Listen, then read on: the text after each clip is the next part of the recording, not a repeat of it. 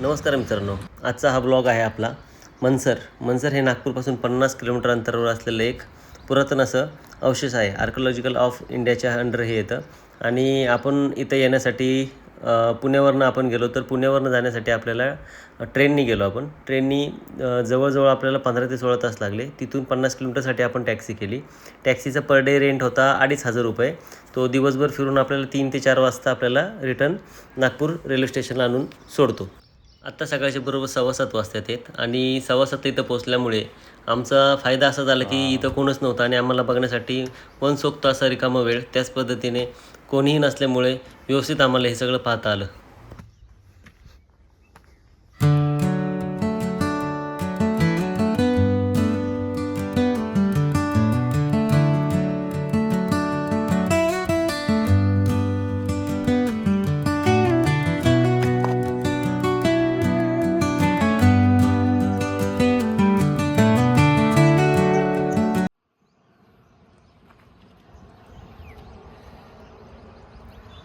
आता आपण आलो आहे नागपूरपासून एक 50 किलोमीटर अंतरावरती. हे जर पाहिलं तर आर्किओलॉजिकल साईट ऑफ इंडिया आहे आणि हे बुद्धिस्ट स्तूप आपण याला म्हणू शकतो. आता हा परिसर तसा बराच मोठा आहे आणि तर पाहण्यासाठी जर पाहिलं आपण तर आपण जिथं उभं राहिलेलो आहे, तर हा एरिया टोटली विटनमध्ये बांधलेला आहे, पण हा 2nd सेंचुरीचा आहे. 2nd सेंचुरीमध्ये ज्यावेळेस हिंदू राजा वकाटाका किंगडम हा बुद्धिस्टमध्ये कन्वर्ट झाला, तर त्यावेळेस बुद्धिस्ट धर्माच्या प्रसारासाठी त्यांनी जे केलेलं आहे, तर त्यासाठी जर आपण इथं सॅम्पल म्हणून पाहिलं तर ही विटाची साईज आहे. हे अशा प्रकारचे विटा आहेत. एवढ्या मोठ्या साईजच्या विटा त्यावेळेस बनवलेले आहेत.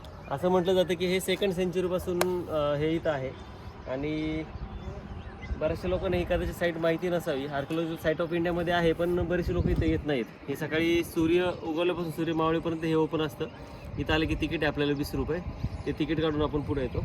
आणि हे जे आपण पार्टिशन पाहतोय, तर या पार्टिशनमध्ये जर पाहिलं आपण तर इथं प्रत्येकाला म्हणजे ज्यावेळेस धर्माचा प्रसार केला जातो किंवा प्रत्येक इंडिव्हिज्युअल माणसाला बसण्यासाठी किंवा आपण म्हणतो ना धर्माचा प्रसार करण्यासाठी किंवा शांततेसाठी बसता येण्यासाठी जागा, ही प्रत्येकासाठी एक पार्टिशन आहे. तशा साईडला राहण्यासाठी रूम वगैरे होत्या आणि मध्ये जे आहे ते मध्ये हे धर्माचं मंदिर होतं. तर हे मंदिराची मेन जागा आहे. तर त्याचं स्ट्रक्चर आपल्याला समजत नाही आहे, पण हे त्यावेळेस त्यांनी त्या लॉजिकने बांधलेलं असावं, कारण की हे जायला जागा कुठनं यायला कुठनं, आता हे पूर्णपणे पडलेलं आहे. पण आर्किओलॉजिकल साईट ऑफ इंडियामध्ये असल्यामुळं मेंटेन तर व्यवस्थित आहे. इतर ॲक्वेजिशन काही केलेलं नाही लोकांनी, त्यामुळे व्यवस्थित आहे इथं.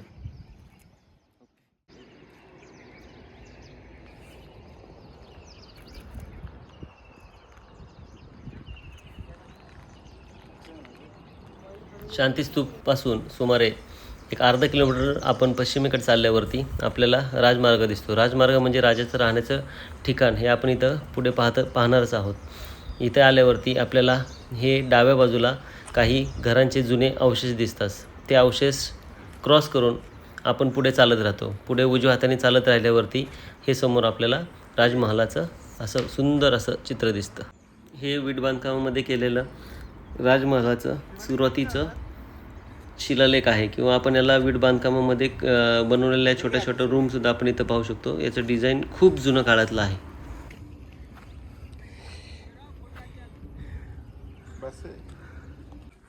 ह्याची जर डिझाईन आपण पाहिली तर हा कर्व शेपमध्ये आहे आणि हे विटाची साईज आपल्या 3 इंचाच्या आसपास आहे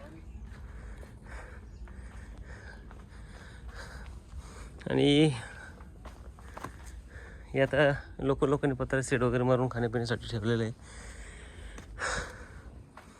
हे जर आपण टॉपला आलो तर हे राजाचं बसण्याचं ठिकाण, राजमहल म्हणू शकतो आपण याला.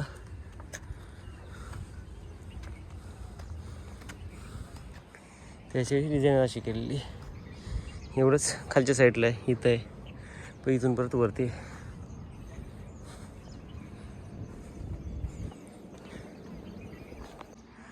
आपण टॉपला आलं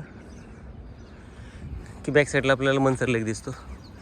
कदाचित हा लेक पण तेवढा जुना असावा, कारण की हे जे आपण पाणी पाहतो आहे त्या पाण्याच्या बेसवरतीच आता जवळजवळ आपला मार्च एंडिंग होत आलं आहे, पण याला पाणी आहे तळ्याला. आणि त्या साईडनी पण रोड जातो आणि या साईडनी पण रोड जातो, दोन्ही साईडनी रोड जातो. आणि त्यामुळे इथं राज्य स्थापन केलं असं. समोरचा जो डोंगर दिसतोय त्या डोंगरावरती सुद्धा पण इथून भिंती किंवा शिलालेख आपण म्हणू शकतो ते दिसतंय. ते साईडला आपल्याला हिरवळ दिसते आणि या साईडला लांबपर्यंत बघितलं तर आपल्याला बकाच दिसते. इथं पाण्याचा सोर्स असल्यामुळे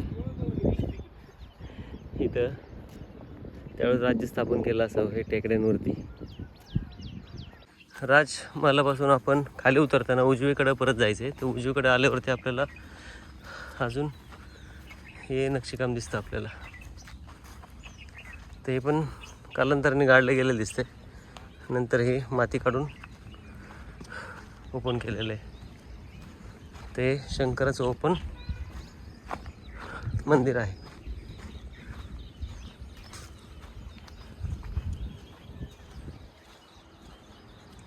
आता हे जे टेम्पल पाहिलं तर आपण हे शिवजीचं टेम्पल आहे. तर हे रिडेव्हलपमेंट आहे आर्किओलॉजी साईडमध्ये केलेलं. तर याच्यामध्ये एक पाहिलं आपण की आपण म्हणतो एक प्रकारे इथं बुद्ध धर्माचा प्रसार केला जातो आणि दुसऱ्याकडं पाहिलं तर आपण शिव लिंग आपल्याला इथं दिसतं.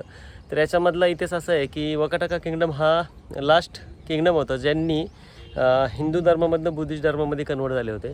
आणि त्याच पद्धतीने आपण जर पाहिलं तर त्यांनी आपल्या जे जुनं धर्म जे मानायचे ते त्यांचं पण मंदिर इथं एक ठेवलं होतं. आणि जो करंटचा जो धर्म मानत होते त्याचंही प्रसार त्यांनी केलेलं होतं. त्याचप्रमाणे आपण अजिंठा वेरूळ जे बघितलं तर हरिसेना म्हणून आपण म्हणतो. तर हरिसेनेनी हा अजिंठा वेरूळच्या लेण्यांचा विस्तार केल्यानंतर दुसऱ्या शतकानंतर मग बुद्धिस्ट धर्माला प्रसाराला सुरुवात झाली. हरिसेना म्हणजे दुसऱ्या शतकाच्या अगोदरचा, म्हणजे जे आपण लेण्या पाहतो ते दुसऱ्या शतकाच्या अगोदरचा त्यांचा इतिहास आहे. तर खूप जुनी साईड आहे. या साईडला आलात तर आवर्जून प्रत्येकाने इकडे व्हिजिट करावी. नागपूरपासून 48 ते 50 किलोमीटर अंतरावरती मनसर या ठिकाणी आर्किओलॉजिकल साईट ऑफ इंडिया जर सर्च केलं तर तुम्हाला 2 मिनटं सापडेल आणि वेल मेंटेन आहे. आवर्जून इथे भेट द्यावी.